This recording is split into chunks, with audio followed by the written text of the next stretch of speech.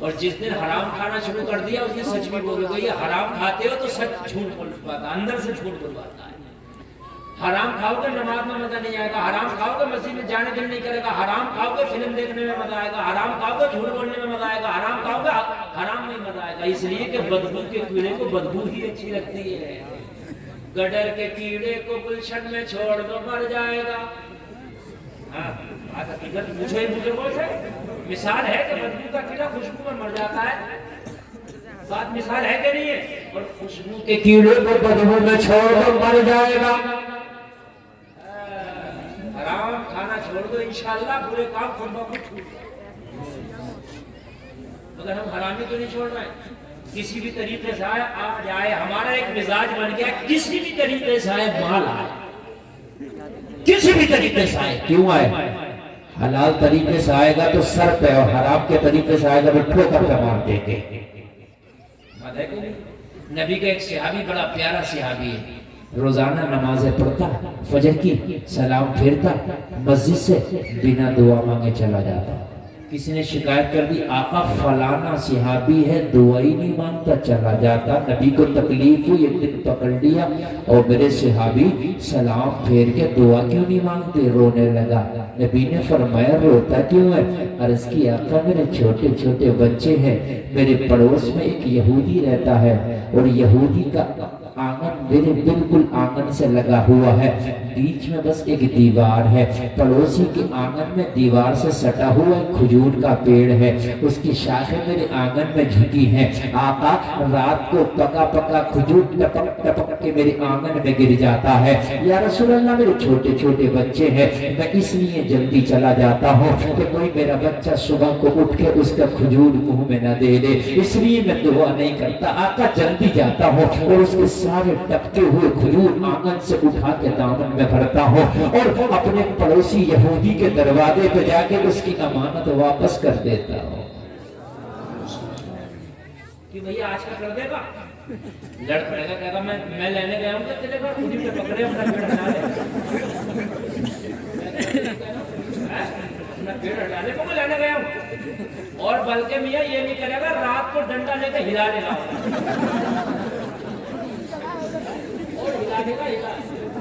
چھوڑے گا۔ میری بات غلط تو نہیں ہے نا، لیکن یہ ایمان نہیں ہے، اور دشمن کا پیڑ ہے دوست کا بھی نہیں ہے، یہودی دشمن ہی تو ہے دوست تو نہیں ہے نا۔ قرآن میں اللہ نے صاف کہہ دیا یہود و نصارہ تمہارے دوست نہیں ہو سکتے، لیکن اسلام کے دشمن کے ساتھ بھی اچھا برتاؤ کرتا ہے نا۔ یہ اسلام ہے۔ آقا اب بتائیں میں دعا کروں یا اپنے بچوں کو حرام سے بچاؤں؟ میرے نبی نے پیٹھ پہ ہاتھ پھیرا، کہا حرام سے بچانا ہی لازمی ہے، اگر تیرے بچے حرام کھائیں گے تو تیری دعا کس کام کی ہے؟ کچھ لوگ عمرے پہ عمرہ کر رہے ہیں مگر حرام پھر بھی نہیں چھوڑتے، حج پہ حج کر رہے ہیں حرام پھر بھی نہیں چھوڑتے، اور میرے بھائی 10 عمرے نہ کر ایک عمرہ کر لے مگر حرام نہ کھا، تب تو کام کا ہر سال عمرہ کر رہا ہے، جھوٹ بولتا حرام کھاتا، تیرا عمرہ کسی کام کا نہیں ہے۔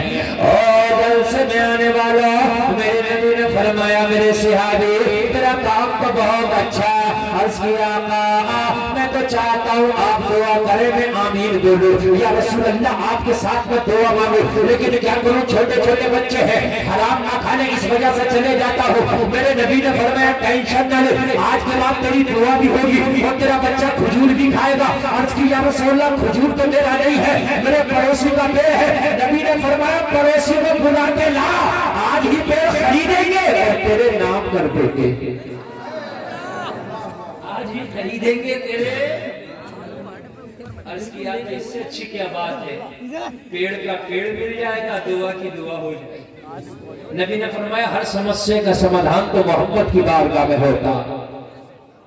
بلایا یہودی کو، نبی نے فرمایا او یہودی کے پیڑ بیچو گے؟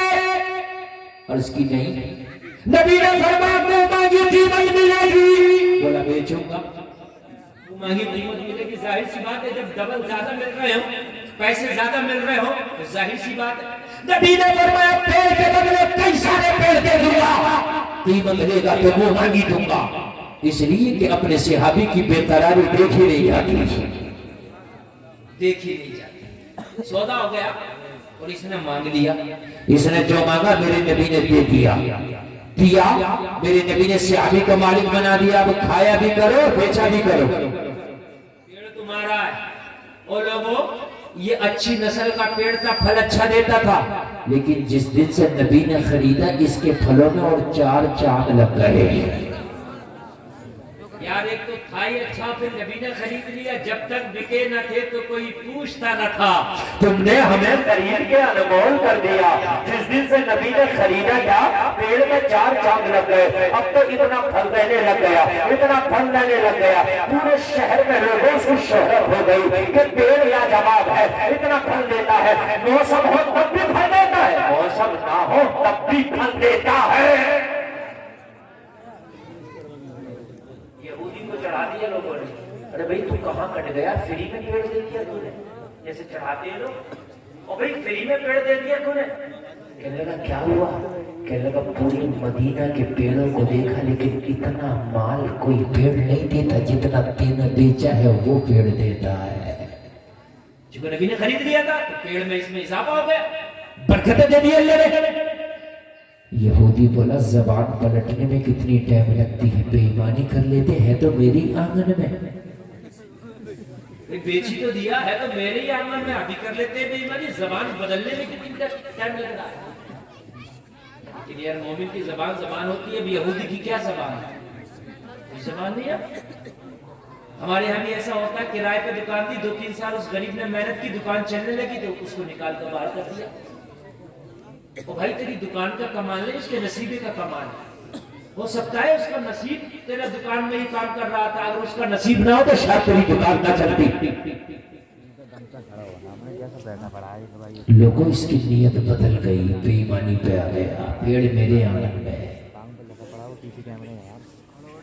صحابی رسول نبی کی بارگاہ میں حاضر ہوئے، آقا معاملہ پھر بگڑ گیا، یا رسول اللہ وہ بے ایمانی پہ اتار آیا۔ آقا بات پلٹ رہا ہے، زبان پلٹ گیا۔ نبی نے فرمایا گھبراتا کیوں ہے میرے غلام، میرے صحابی، وہی تو زبان پلٹ گیا، محمد تو اپنی زبان نہیں پلٹے۔ اس کے پلٹنے سے کیا ہوتا ہے، میں نہ پلٹوں، میں نے تیرے نام کر دیا، پیڑ تو تیرا ہی ہے۔ عرض کی آقا اس کے آنگن میں ہے، آنگن کا تانا دے رہا، میرے آنگن میں ہے، میرا ہے۔ آقا بھی پنچایت بٹھا دے گا تو چند لوگ اس کی سی بھی کہنے والے ہو جائیں گے۔ ابھی تم غلط پنچایت بٹھا لو، میں صحیح بتا رہا ہوں، اگر 50 لوگ تمہاری کہیں گے تو 10 اس کی سی بھی کہہ رہے ہوں گے، عجیب پنچایت ابھی بٹھا لو۔ ہم نے بالکل ایسی پنچایت دیکھی جو غریب کا کسی کا کوئی خطا نہیں ہے، پھر بھی کہہ رہے ہیں کیا کریں، نالے کا گرا تو سوکھا نکلتا ہی نہیں ہے، تمہیں بھی یہ کرنا پڑے گا۔ کیوں کرنا پڑے گا جب یار غلطی کا وہ نہیں ہے تو اس کو کیوں قصور والا ٹھہرا رہے؟ کسی نے کسی کے 50,000 روپے مان لیے، پنچایتی بیٹھے تو کیا کریں بھائی، کچھ نہ کچھ تمہیں بھی دبنا پڑے گا۔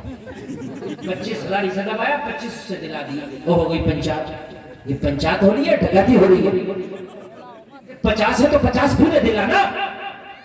بات سمجھ رہے کہ نہیں سمجھ رہے بھائی؟ غلط کیوں؟ نبی نے فرمایا آنگن سے کیا ہوتا ہے، تیرا پیل ہے، وہ زبان پلٹ گیا، پلٹنے دو، محمد نے زبان نہیں پلٹی ہے۔ بولو سبحان اللہ۔ زبان نہیں پلٹی، عرض کی آقا آپ نے نہیں پلٹی ہے تو پھر سودا بھی نہیں پلٹے۔ لیکن یا رسول اللہ وہ 4 آدمی اکٹھا کر لیا کیا ہوگا، نبی نے فرمایا وہ موقع ہی نہیں آئے گا۔ اگر اچھا لگا تو کوئی مجمع سے کھڑے ہو کر نعرہ لگا کے ذرا سنیے، نبی نے فرمایا ایک کام کرنا، جس سے پہلے کہ وہ پنچایت بٹھائے 4 آدمی اکٹھے کرے، بے ایمانی کرے، میرا پیغام جا کے اس پیڑ کو سنا دینا، اس کے تنے کے قریب جا کے تنے سے کہہ دینا محمد کا حکم ہے اس کے انگنا سے چلو، ہمارے انگنا میں آ جاؤ۔ سبحان اللہ، زندہ باد۔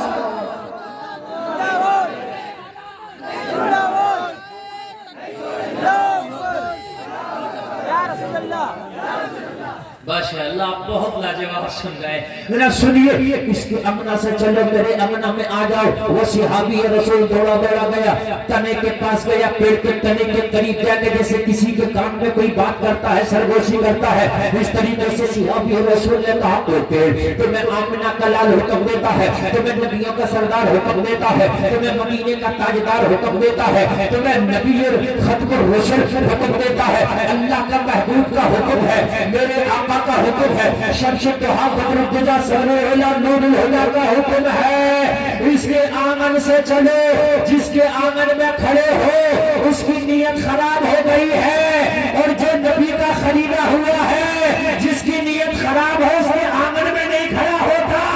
اس کے سے چل کے میرے آنگن میں آ جاؤ. اتنا سننا تھا, پیڑ ہلنا شروع کر دیا, زمین کو چیرتا ہوا, جڑوں کو اکھاڑتا ہوا, یہودی کے آنگن سے چلا, صحابی کے آنگن